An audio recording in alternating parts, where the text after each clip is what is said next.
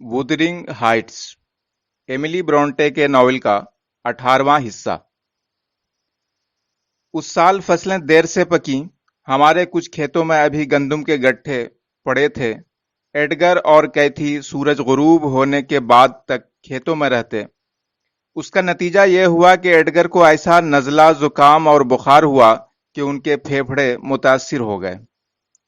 वो तमाम सर्दियां बीमार रहे और एक दिन भी कमरे से बाहर न निकल सके। कैथी अपने मुख्तसर रोमांस के बाद चुपचाप और उदास रहने लग गई थी। चुनांचे उसके पापा ने उसे हिदायत कर दी कि वो किताबों का पीछा छोड़ दे और बाहर खेतों में घूम फिरकर अपनी सेहत ठीक रखे।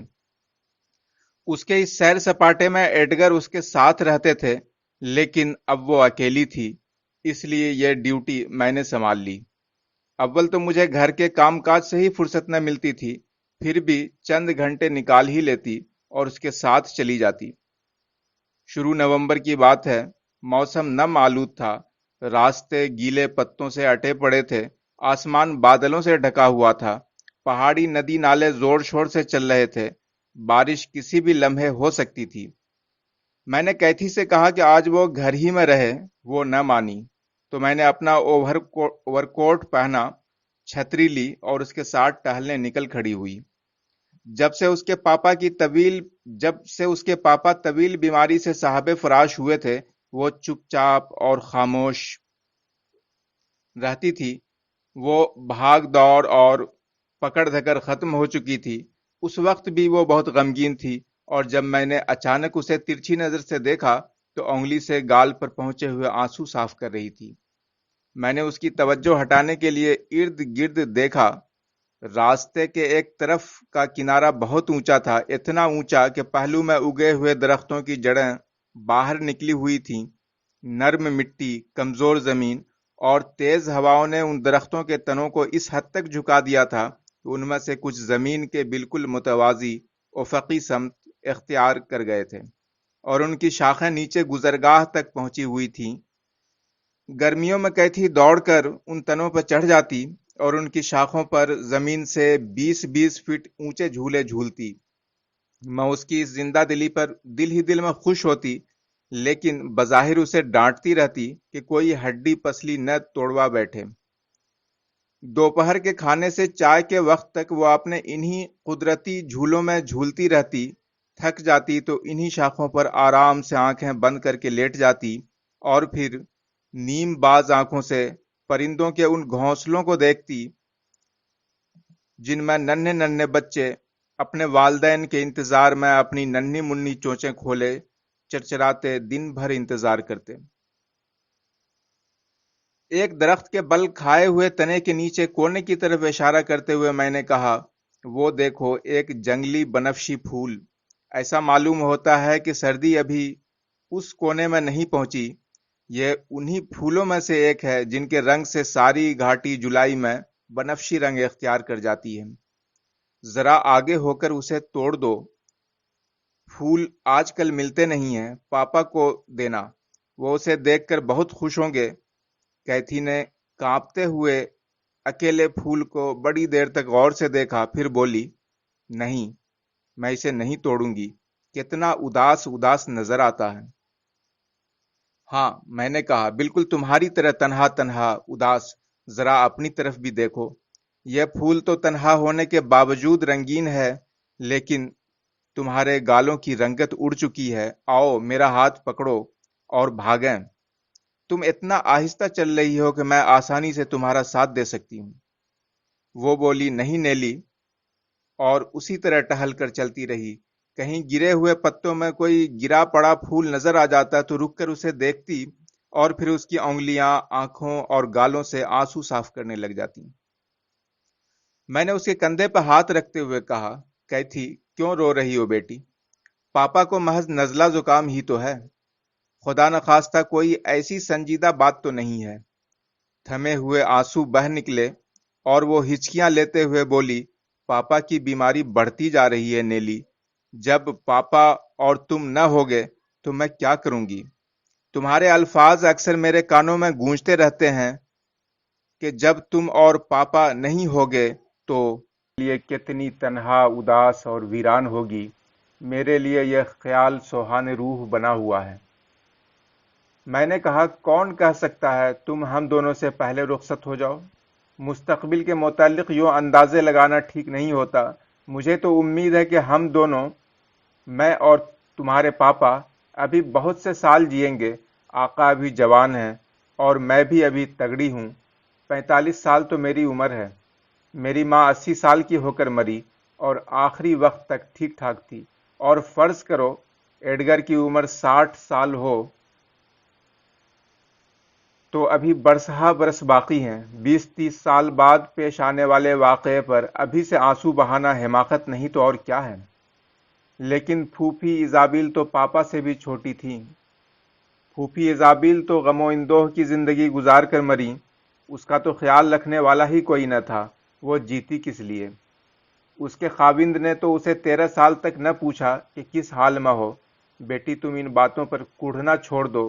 تمہاری سب سے بڑی ڈیوٹی اب یہ ہے کہ اپنے ابا کے سامنے خوش و خرم نظر آیا کرو، تاکہ انہیں جلد آرام آ جائے۔ اس طرح اداس اور چپ چاپ رہ کر تم انہیں اور بھی بیمار کر دو گی۔ نیلی، میں پاپا کو سب سے زیادہ چاہتی ہوں۔ میں ایسی کوئی حرکت نہیں کروں گی جس سے ان کو دکھ ہو۔ میں انہیں اپنے آپ سے بھی زیادہ چاہتی ہوں، اور اس کا ثبوت یہ ہے کہ میں روز رات کو دعا کرتی ہوں کہ میں ان کی زندگی میں نہ مروں، تاکہ انہیں میری موت کا دکھ نہ جھیلنا پڑے۔ بہت اچھا جذبہ ہے، لیکن اس پر عمل بھی ہونا چاہیے۔ یہ نہ ہو کہ ان کی صحت یابی کے بعد یہ سب جذبے ماند پڑ جائیں۔ یہ باتیں کرتے کرتے ہم ایک ایسی جگہ پہنچے جہاں سڑک پر ایک دروازہ دائیں طرف کے علاقے میں کھلتا تھا۔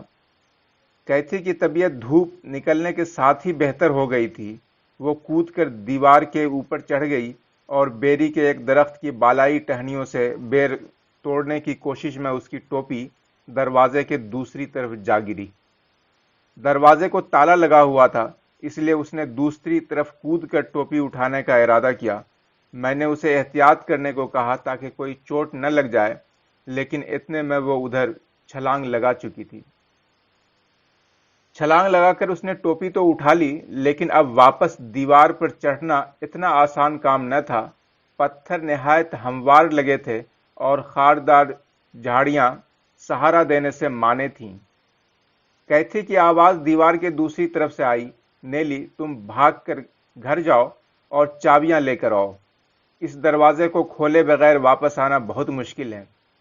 میں نے کہا، ٹھہرو، تم ان جھاڑیوں میں اپنے ہاتھ لہو لہان مت کرو۔ چابیوں کا گچھا اتفاقاً میری جیب میں ہے، شاید ان میں سے کوئی لگ جائے۔ میں نے ایک ایک کر کے تمام چابیاں لگا ڈالیں، لیکن تالا نہ کھلا۔ چنانچہ میں نے کیتھی سے کہا کہ وہ جہاں ہے وہیں کھڑی رہے، میں ابھی گھر سے مزید چابیاں لے کر آتی ہوں۔ لیکن میں ابھی گھر کی طرف قدم اٹھانے ہی والی تھی کہ مجھے دیوار کی دوسری طرف سے گھوڑے کے قدموں کی آواز نزدیک آتی ہوئی محسوس ہوئی۔ کیتھی بھی خاموش ہو گئی تھی۔ میں نے کیتھی سے سرگوشی کے انداز میں پوچھا، کون ہے کیتھی؟ کون آیا ہے؟ وہ بے چینی سے بولی، نیلی، جلد دروازہ کھولو، کسی نہ کسی طرح۔ ادھر سے ایک بھاری سی آواز آئی، ہیلو کیتھی، کیا حال ہے؟ بھاگو مت، مجھے تم سے کچھ بات کرنی ہے۔ کیتھی کی آواز آئی، نہیں نہیں مسٹر ہیتھ کلف، میں آپ سے بات نہیں کروں گی۔ پاپا کہہ رہے تھے کہ آپ انسان کے روپ میں شیطان ہیں اور ہم دونوں سے نفرت کرتے ہیں۔ نیلی بھی یہی کہتی ہے۔ لیکن میں اپنے لڑکے سے تو نفرت نہیں کر سکتا۔ یہ اس کی زندگی اور موت کا سوال ہے۔ 3-4 ماہ پہلے کیا تم اسے خطوط نہیں لکھا کرتی تھی؟ پھر تم نے پیار محبت کا تماشا بنا لیا اور ایک دم خط لکھنے بند کر دیے۔ میرے پاس تمہارے خطوط کا پلندہ پڑا ہے۔ اگر تم نے الٹی سیدھی بات کی تو میں وہ سب تمہارے پاپا کو دکھا دوں گا۔ تم نے پہلے لنٹن کو پیار محبت پہ ابھارا، وہ بیچارہ دل سے تمہیں چاہنے لگا تو تم نے ہاتھ کھینچ لیا۔ تم نے اس کا دل توڑ کر بہت برا کیا، اگرچہ میں نے اور ہیریٹن نے بہت کوشش کی ہے کہ وہ تمہیں بھلا دے، لیکن وہ کمبخت ہے کہ سمجھتا ہی نہیں۔ اس کی حالت روز بروز خراب ہوتی جا رہی ہے اور مجھے امید نہیں کہ وہ اگلی گرمیوں تک زندہ رہے۔ اب صرف تم ہی اس کے دل پر مرہم رکھ کر اس کی تیزی سے گرتی ہوئی صحت کو سنبھالا دے سکتی ہو۔ میں اندر ہی سے بولی، تم اس معصوم بچی کو جان بوجھ کر چکر میں ڈال رہے ہو، میں تمہارا جھوٹ سچ خوب سمجھتی ہوں مس کیتھی، میں ابھی کوئی پتھر تلاش کر کے تالا توڑتی ہوں، تم اس کی باتوں میں نہ آنا۔ کیا تم نے یہ ناممکن بات سنی ہے کہ کوئی کسی اجنبی کی محبت میں جان دینے پر تلا ہوا ہو؟ ہیتھ کلف بولا، مجھے معلوم نہیں تھا کہ تمہارے جیسے کن پھوسیے بھی یہاں موجود ہیں۔ سنو نیلی، میں تمہاری بڑی عزت کرتا ہوں، مگر تمہاری یہ دو طرفہ پالیسی بڑی غلط ہے۔ تم نے کس ڈٹائی سے اس بچی کو سکھایا ہے کہ میں اس سے نفرت کرتا ہوں، اور کس طرح اسے خوفزدہ کر کے ہمارے گھر سے متنفر کیا ہے؟ کیتھرین، میں اس پورے ہفتے گھر سے باہر رہوں گا، تم میرے سچ جھوٹ کا اندازہ خود وہاں جا کر کرو۔ کاش تم لنٹن کی صحت کا خود اندازہ کرو، پھر تم کو پتا چلے گا کہ ایک مرتے ہوئے جوان بیٹے کے باپ کو جھوٹ بولنے کا ہوش نہیں ہوتا۔ میں قسم کھاتا ہوں کہ لنٹن موت کے قریب پہنچ چکا ہے، اور اب تم اور صرف تم ہی اس کو بچا سکتی ہو۔ میں اتنی دیر میں تالا توڑنے میں کامیاب ہو چکی تھی، جو ہی میں دروازے سے باہر نکلی، ہیتھ کلف میری طرف دیکھتا ہوا بولا، میں حلفیہ کہتا ہوں نیلی کہ لنٹن قریب المرگ ہے۔ خراب صحت کے علاوہ غم و اندوہ نے اس کا سفر آخرت تیز کر دیا ہے۔ اگر تم اسے جانے نہیں دیتی تو خود جا کر دیکھ لو کہ اس کا کیا حال ہے۔ میں 1 ہفتے کے لیے باہر جا رہا ہوں، میرا خیال ہے تمہارا آقا ایسی صورت میں اس کے وہاں جانے پر اعتراض نہیں کرے گا۔ میں نے کیتھی کو بازو سے پکڑ کر دروازے کے باہر کھینچتے ہوئے کہا، ادھر آؤ کیتھی، لیکن وہ کمبخت مزاحمت کرنے لگی، اور میں ہیتھ کلف کی گھورتی ہوئی آنکھوں میں سے ٹپکتی ہوئی وحشت اور شیطنیت کو صاف دیکھ رہی تھی۔ اس نے اپنا گھوڑا جھکایا اور کیتھی کے عین پاس آ کر بولا، مس کیتھرین، تمہیں شاید معلوم نہیں کہ میری لنٹن سے نہیں بنتی۔ ہیتھ کلف اور جوزف بھی چند منٹ سے زیادہ اس کے ساتھ نہیں گزار سکتے۔ اس کے ساتھ کسی کی طبیعت بھی نہیں ملتی۔ اسے ہمدردی اور محبت کی ضرورت ہے، اور تمہاری طرف سے ہمدردی کا ایک لفظ اس کے لیے بہترین دوائی ثابت ہوگا۔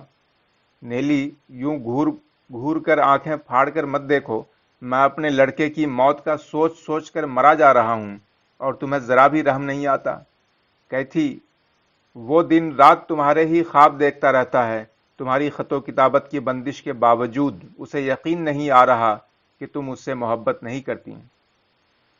میں نے دروازہ بند کیا، ایک بڑا پتھر اس کے آگے رکھا تاکہ وہ دوبارہ نہ کھل جائے، کیتھی کو اس طرف گھسیٹا اور چھتری کھول لی۔ بارش شروع ہو چکی تھی۔ یہ سب کچھ میں نے اتنی جلدی میں کیا کہ ہیتھ کلف دیکھتا ہی رہ گیا۔ کافی دیر ہو چکی تھی، اس لیے ہم نے نزدیک ترین راستہ اختیار کیا جو جنگلی جھاڑیوں اور پگڈنڈیوں میں سے ہو کر گزرتا تھا۔ کیتھی میرے ساتھ چل ضرور رہی تھی، لیکن اس کی آنکھوں کی گمبھیرتا بتا رہی تھی کہ اسے ہیتھ کلف کے کہے ہوئے ایک ایک حرف پر یقین ہے۔ وہ سخت پریشان تھی۔ ہم واپس پہنچے تو آقا اپنے کمرے میں جا چکے تھے۔ کیتھی ان کے کمرے میں خیریت دریافت کرنے گئی، لیکن وہ سو چکے تھے۔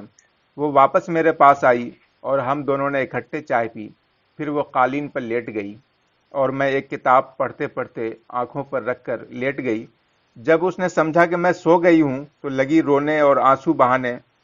میں کچھ دیر تو چپ کر کے لیٹی رہی، پھر میں اسے چپ کراتے ہوئے اسے بتانے لگی کہ ہیتھ کلف بڑا بکواسی اور سازشی ہے، لیکن افسوس کہ کیتھی کو میری کسی بھی بات کا یقین نہ آیا۔ ہیتھ کلف اپنے مقصد میں کامیاب ہو چکا تھا۔ میری باتوں کے جواب میں کیتھی بولی، ہو سکتا ہے نیلی تم ٹھیک کہتی ہو، لیکن مجھے اس وقت تک یقین نہ آئے گا جب تک میں خود نہ دیکھ لوں۔ میں اسے یہ بھی بتانا چاہتی ہوں کہ میں نے اپنی مرضی سے خط و کتابت بند نہ کی تھی، اور یہ کہہ کر میں اب بھی وہی کیتھی ہوں، بدل نہیں سکتی۔ اب میرا کچھ کہنا فضول تھا۔ رات کو ہم ایک دوسرے سے کشیدگی میں الگ ہوئے، لیکن اگلی صبح میں کیتھی کے ساتھ ساتھ اس کی گھوڑی کے قدم بقدم وودرنگ ہائٹس کی طرف رواں تھی۔ میں اس کا زرد چہرہ، سرخ آنکھیں اور اس کا غم نہ دیکھ سکی، اور اس خیال سے ہتھیار ڈال دیے کہ ہیتھ کلف کی من گھڑت کہانی کا پول وہاں جاتے ہی کھل جائے گا۔ رات بھر بارش ہوئی تھی، ہر طرف دھند ہی دھند تھی، پہاڑی ندی نالے کناروں تک بھرے ہوئے تھے، میرے جوتے گیلے تھے، کیچڑ پاؤں میں گھس گیا تھا۔ 2 قدم بھی چلنا دشوار ہو رہا تھا۔ پھر میرا موڈ بھی ٹھیک نہ تھا، کیونکہ میں یہ سب کچھ اپنی مرضی سے نہ کر رہی تھی، تقدیر نہ جانے ہمیں کس طرف لیے جا رہی تھی۔ میں اس نتیجے پہ پہنچی تھی کہ تقدیر ایک منہ زور گھوڑا ہے جس پر سوار ہونے کے بعد ہم سب بے بس ہو جاتے ہیں، پھر یہ جدھر کو چاہے ہمیں لیے چلا جاتا ہے، ہر چیز ہمارے بس سے باہر ہوتی ہے۔ مجھے یقین نہیں تھا کہ ہیتھ کلف واقعی باہر گیا ہوا ہے، چنانچہ اس بات کی تصدیق کرنے کے لیے میں باورچی خانے کے راستے داخل ہوئی۔ جوزف میز پر گرم چائے رکھے کرسی پر آرام سے بیٹھا تھا۔ کیتھرین بھاگ کر چولہے کے پاس جا کھڑی ہوئی۔ میں نے جوزف سے پوچھا کہ کیا ہیتھ کلف گھر میں ہے؟ کمبخت بڑی دیر تک یوں خاموش رہا جیسے بہرا ہو، پھر ایک دم بولا، نہیں نہیں، وہ گھر میں نہیں ہے، تم جاؤ جہاں سے آئی ہو۔ عین اس وقت اندر کمرے سے ایک بیمار سی آواز آئی، جوزف، میں نے تم لوگوں سے کتنی بار کہا ہے کہ انگیٹھی میں اور کوئلے ڈالو، آگ کم ہو گئی ہے، مجھے سردی لگ رہی ہے، اور تم لوگ سنتے ہی نہیں ہو۔ لیکن جوزف چائے کی چسکیاں لیتا رہا۔ ہیریٹن اور دوسرے نوکر بھی نظر نہ آ رہے تھے۔ ہم لنٹن کی آواز پہچانتے تھے اور اندر داخل ہو گئے۔ کیتھی اسے دیکھتے ہی اس کی طرف بھاگی اور لنٹن نے آرام کرسی سے سر اٹھاتے ہوئے کہا، ارے یہ تم ہو کیتھی؟ کیتھی اسے دیکھتے ہی دل شکستہ سی ہو گئی۔ اس نے لنٹن کو چوما، لیکن اس کے ایک ہی بوسے سے لڑکے کا سانس اکھڑ گیا، اور کافی دیر بعد جب اس نے اپنے سانس پر قابو پایا تو دروازے کی طرف اشارہ کرتے ہوئے بولا، تم لوگ دروازہ کھلا چھوڑ آئے ہو، ذرا بند کراؤ، یہاں سخت سردی ہے، اور یہ سالے نوکر اتنے کام چور ہیں کہ اتنی آوازیں دینے پر بھی انگیٹھی میں مزید کوئلہ نہیں ڈالتے۔ میں نے آگ کو الٹا پلٹا اور خود جا کر کوئلے لے کر آئی۔ اسے سخت کھانسی کا دورہ پڑا ہوا تھا اور کافی تیز بخار تھا۔ جب کھانسی ذرا کم ہوئی تو کیتھی بولی، لنٹن، کیا تم میرے آنے سے خوش ہو؟ کیا خدمت کروں تمہاری؟ تم اس سے پہلے کیوں نہیں آئی؟ ملاقات خط لکھنے سے بہتر ہوتی ہے۔ میں وہ طویل خطوط لکھتا تھا، تھک جاتا تھا، اب تو میں نہ زیادہ دیر بول سکتا ہوں نہ لکھ سکتا ہوں۔ میں نے کہا، یہاں تو جوزف کے علاوہ سوا اور کوئی بھی نہیں۔ اس نے دروازے کی طرف منہ کرتے ہوئے تھکے ہوئے لہجے میں کہا، جب سے پاپا گئے ہیں ضلع کو تو بس گمرٹن جانے اور گھومنے پھرنے کے سوا اور کوئی کام ہی نہیں، اوپر تو کوئی آتا ہی نہیں، اتنے حرام خور ہیں یہ نوکر، ناچار مجھے نیچے آ کر لیٹنا پڑا۔ میں نے کیتھی کو اس کی طرف زیادہ ہی مائل ہوتے دیکھ کر پوچھا، تو کیا تمہارے ابا ہیتھ کلف تم پر توجہ نہیں دیتے؟ توجہ؟ وہ ناک سکیڑ کر بولا، دیکھ لو جو میرا حال ہے، اور پھر وہ ہیریٹن کا بچہ تو اس حالت میں بھی میرا مذاق اڑاتا ہے۔ میں ان کمبختوں پر لعنت بھیجتا ہوں، نفرت کرتا ہوں میں ان سے۔ کیتھی گھڑے سے پانی کا گلاس بھر کر لائی۔ لنٹن نے پانی پی کر کیتھی کا شکریہ ادا کیا۔ اس کے چہرے پر ہلکی سی مسکراہٹ آئی تو کیتھی نے خوش ہو کر پھر اپنا سوال دہرایا، کیا تمہیں میرے آنے سے خوشی ہوئی ہے؟ کیوں نہیں، یہ بھی کوئی پوچھنے کی بات ہے بھلا؟ میں ان لوگوں کی آوازیں سن کر تنگ آ چکا ہوں۔ تم تو میرے لیے فرشتہ رحمت ہو، لیکن مجھے بہت دکھ ہے کہ تم بہت دیر سے آئیں، اور پاپا تمام الزام مجھ پر تھوپ رہے تھے کہ میں ہی نالائق ہوں، میں الو کا پٹھا ہوں جو تم کو متنفر کر چکا ہوں، اور یہ کہ اگر وہ میری جگہ ہوتے تو اب تک تمہارے والد کی جگہ گرینج کے مالک بن چکے ہوتے۔ لیکن کیا تم واقعی مجھ سے نفرت کرتی ہو؟ نفرت؟ وہ کیوں؟ ارے میں تو پاپا اور نیلی کے بعد دنیا میں بس تمہیں سے محبت کرتی ہوں۔ مسٹر ہیتھ کلف کو بہرحال میں پسند نہیں کرتی، اور اس کی موجودگی میں یہاں نہیں آؤں گی۔ کیا وہ کافی دن باہر رہیں گے؟ نہیں، زیادہ دنوں کے لیے تو نہیں گئے، لیکن اب شکار کا موسم ہے نا، اس لیے وہ روزانہ کئی گھنٹوں کے لیے غائب رہا کریں گے۔ تم چاہو تو تھوڑی دیر کے لیے ہو جایا کرو، آیا کرو گی نا؟ کیتھی اس کے نرم سنہرے بالوں پر ہاتھ پھیرتے ہوئے بولی، کیوں نہیں، اگر پاپا اجازت دے دیں تو میں اپنا زیادہ تر وقت تمہارے ہی پاس گزاروں، کاش تم میرے بھائی ہوتے۔ وہ خوش ہو کر بولا، تو کیا تم پھر بھی مجھ سے اتنی محبت کرتی جتنے اپنی پاپا سے کرتی ہو؟ لیکن ابا کہتے تھے کہ اگر تم میری بیوی ہوتی تو سارے جہان سے زیادہ مجھ سے محبت کرتی۔ نہیں نہیں، کیتھی نے سختی سے جواب دیا، میں اپنے پاپا سے زیادہ کسی کو محبت نہیں کر سکتی، اور پھر لوگ بعض اوقات اپنی بیویوں سے نفرت بھی کرتے ہیں، لیکن اپنے بہن بھائیوں سے نہیں۔ اگر تم میرے بھائی ہوتے، میرے ہی ساتھ رہتے، تو پاپا تمہیں بھی محبت کرتے۔ لنٹن نے اس بات سے انکار کیا کہ لوگ اپنی بیویوں سے نفرت بھی کر سکتے ہیں، لیکن کیتھی نے اس بات پر اصرار کیا، بلکہ نہایت حاضر دماغی کا ثبوت دیتے ہوئے خود لنٹن کی ماں ایزابیل کی مثال دے ڈالی، جس سے اس کا خاوند نفرت کرتا تھا۔ میں نے اس موقع پر کیتھی کی قینچی کی طرح چلتی ہوئی بے لگام زبان کو لگام دینی چاہی، لیکن وہ کب رکنے والی تھی؟ اس نے وہ تمام باتیں کہہ ڈالیں جو اس کے پاپا نے اسے بتائی تھیں۔ جب لنٹن نے غصے میں اس سے کہا کہ وہ جھوٹ بولتی ہے، تو اس نے سختی سے جواب دیا، یہ مجھے پاپا نے بتایا ہے، اور پاپا جھوٹ نہیں بولتے۔ لنٹن بولا، میرے پاپا تمہارے پاپا کو جھوٹا کہتے ہیں، وہ کہتے ہیں تمہارے پاپا بے وقوف ہیں، اول درجے کے۔ کیتھی نے ترکی بترکی جواب دیا، تمہارے پاپا شیطان ہیں، انہوں نے پھوپھی ایزابیل کو بھگا دیا تھا۔ نہیں، لنٹن بولا، میری امی میرے ابو کو چھوڑ کر نہیں گئی تھیں۔ گئی تھیں، کیتھی بولی، وہ یہاں سے بھاگ کر گرینج میں نیلی کو مل کر گئی تھیں اور اسے سب بات بتا کر گئی تھیں۔ لنٹن بولا، میں تمہیں ایک اور بات بھی بتاتا ہوں، تمہاری امی تمہارے پاپا سے نفرت کرتی تھیں، اب بولو۔ کیتھی سے غصے میں بات نہ کی جا رہی تھی، وہ زور سے بولی، نہیں نہیں۔ لنٹن بولا، یہی نہیں بلکہ وہ میرے پاپا سے محبت کرتی تھی۔ کیتھی کا رنگ غصے سے سرخ ہو گیا اور وہ جھلا کر بولی، جھوٹے مکار، میں تم سے نفرت کرتی ہوں، تھو۔ لنٹن نے اپنا سر واپس کرسی پہ گرا دیا اور کیتھی کی جھلاہٹ کا لطف اٹھاتے ہوئے بولا، تمہاری امی یقیناً میرے ابو سے پیار کرتی تھی۔ اب میں نے دخل دیا، خاموش لنٹن، یہ تمہارے باپ کی گھڑی ہوئی کہانی ہے۔ وہ بولا، تم چپ رہو جی، یہ گھڑی ہوئی کہانی نہیں ہے بلکہ حقیقت ہے۔ تمہاری امی میرے ابو کو بہت پیار کرتی تھیں، عشق کی حد تک۔ کیتھی غصے سے پاگل ہو رہی تھی، اس نے لنٹن کی کرسی کو ایک زوردار جھٹکا دیا، بیچارہ کہنی کے بل زمین پر آ رہا، اس پر فوراً ہی کھانسی کا دورہ پڑا اور ساری تانا زنی حرن ہو گئی۔ اس کی کھانسی اتنی بلند ہو گئی کہ میں خود پریشان ہو گئی۔ میں نے اسے سہارا دیا تاکہ کھانسی ختم ہو جائے، تو میں نے پوچھا، لنٹن اب کیا حال ہے؟ وہ بولا، کاش اسے بھی اتنی ہی تکلیف ہوتی، پھر اسے پتا چلتا۔ ہیریٹن نے تو آج تک مجھے ہاتھ نہیں لگایا اور یہ چلی ہے بڑی گرمی دکھانے۔ کیتھی آگ کے سامنے کرسی پر بیٹھتے ہوئے بولی، میں نے تمہارے تھپڑ تو نہیں مار دیا، خود ہی لڑکتے پھرتے ہو۔ لنٹن اس طرح چیختا چلاتا رہا جیسے وہ سخت تکلیف میں ہو، اور میں نے محسوس کیا کہ یہ سب کچھ کیتھی کو خوفزدہ کرنے کے لیے تھا۔ کیتھی بولی، مجھے افسوس ہے لنٹن، لیکن تم اتنے معمولی سے جھٹکے کو بھی برداشت نہ کر سکے، کمال ہے، زیادہ چوٹ تو نہیں آئی؟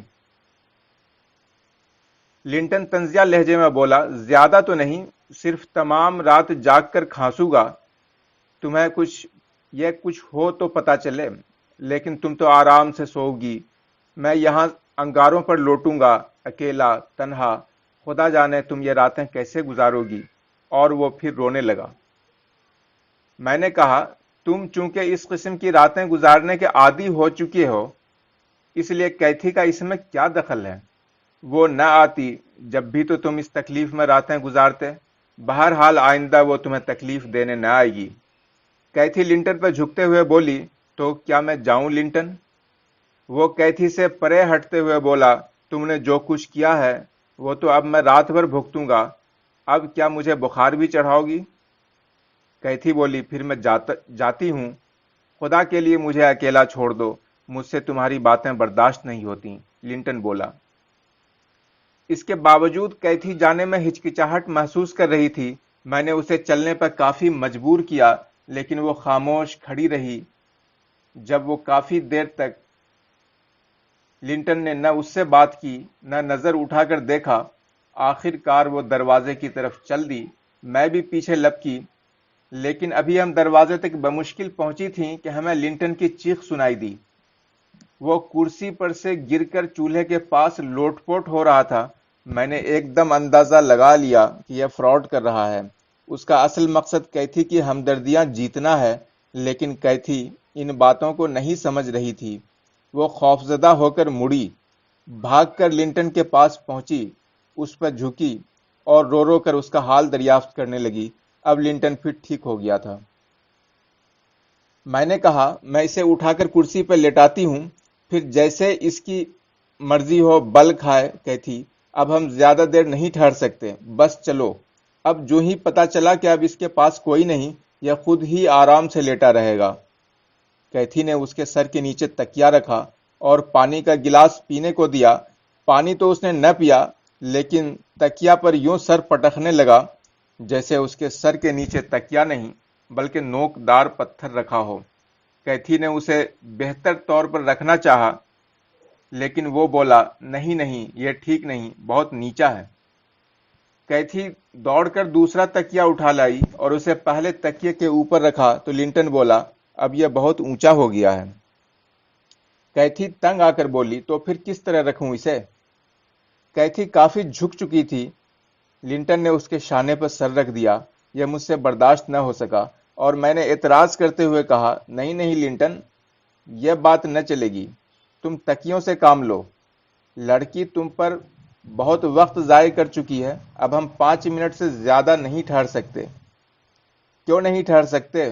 کیتھی بولی، اب وہ پہلے سے اچھا ہے، اسے پتا ہے کہ اگر میں اسے تکلیف دے کر جا رہی ہوں تو مجھے رات بھر نیند نہ آئے گی اور پھر میں کبھی نہ آؤں گی۔ لنٹن، سچ سچ کہو، کیا میرے آنے سے تمہیں تکلیف ہوئی ہے؟ تمہیں آنا چاہیے، اس لیے کہ تم نے مجھے دھکا دے کر تکلیف میں مبتلا کر دیا ہے۔ جب تم آئی تھی میری حالت اتنی خراب نہ تھی جتنی اب ہے۔ کیتھی بولی، لیکن یہ سب تمہارا اپنا کیا دھرا ہے؟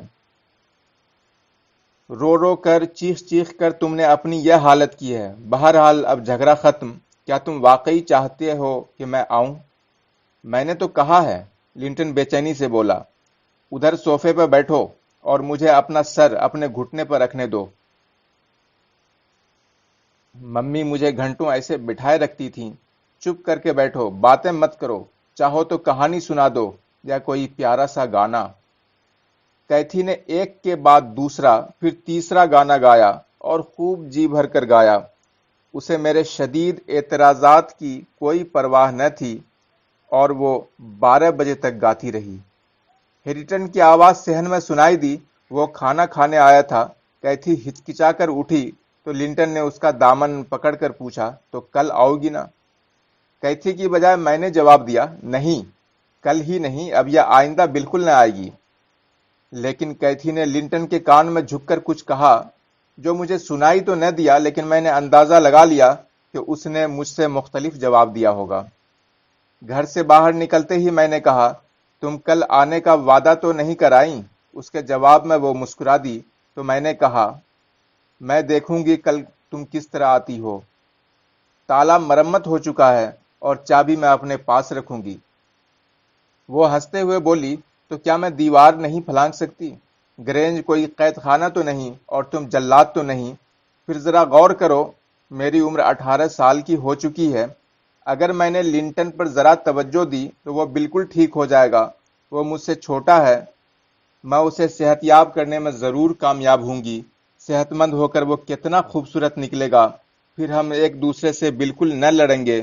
کیا تم اسے پسند نہیں کرتی نیلی؟ پسند؟ میں نے کہا، تم پسند کی بات کرتی ہو؟ میں نے اس جیسی فضول مخلوق نہیں دیکھی آج تک۔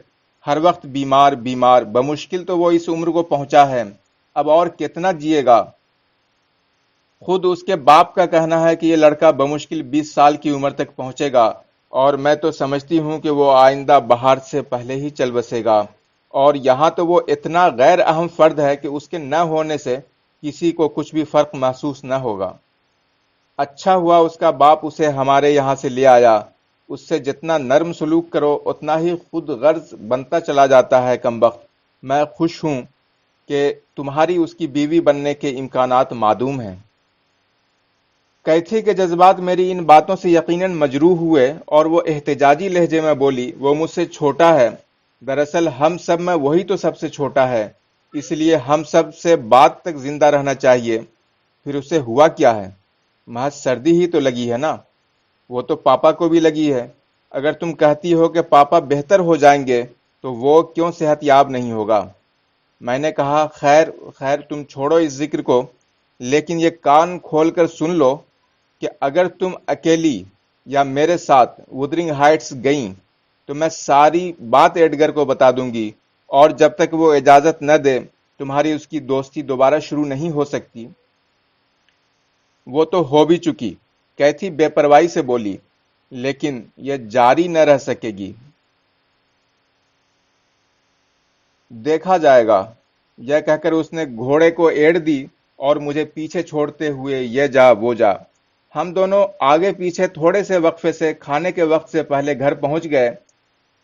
आका ने यह समझकर कि हम पार्क में घूमती रही हैं, हमसे कुछ न पूछा। मैंने जल्द जल्द अपने कपड़े और गीले बूट और जुराबें बदली, लेकिन वुदरिंग हाइट्स में इतनी शदीद सर्दी में यूं घंटों के हिसाब से बैठना अपना काम कर गया। मैं अगले दिन बीमार हो गई और 3 हफ्तों तक बिस्तर से लगी रही। मैं इससे पहले कभी इतनी तवील बीमार न हुई थी, और खुदा का शुक्र है कि उसके बाद भी आज तक वैसी बीमार नहीं हुई। कैथी मेरी बीमारी में फरिश्ते रहमत साबित हुई। मेरे जैसी हर वक्त मसरूफ रहने वाली औरत के लिए बीमारी और भी ज्यादा तकलीफ दे थी, लेकिन कैथी जो ही अपने पापा से फारिग होती मेरे पास आकर बैठ जाती और कुछ न करती, पापा के पास या मेरे पास।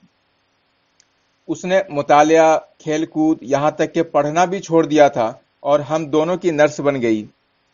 मैंने कहा है कि वो या पापा के पास होती या मेरे पास। उसके पापा तो बहरहाल जल्द ही उसे फारिग कर देते और शाम के 6 बजे के बाद भी मुझे उसकी ज़रूरत न होती। चुनांचे शामें उसकी अपनी थी।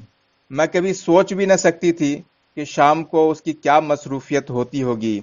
शाम को जब वो अपने कमरे में जाने के लिए मुझे खुदा हाफिज कहती तो उसकी गालें सुर्ख, चेहरा गुलाबी और आंखें नशीली सी होती। मैं समझती थी कि यह लाइब्रेरी की आग का असर है।